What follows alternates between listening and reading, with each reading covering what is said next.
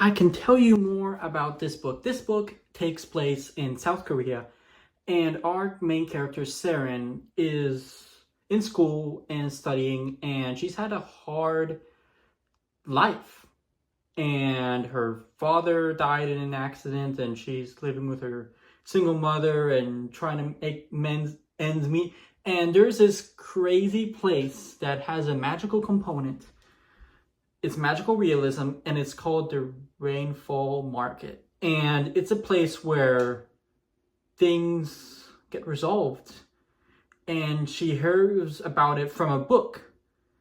And this book gives her like a way to actually write the letter to receive the mysterious ticket to gain entrance to Rainfall Market.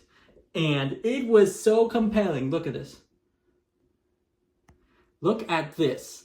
Wow, what a wonderful cover here. Wow, took me by surprise. The book 5%. It's very good that I'm that far in.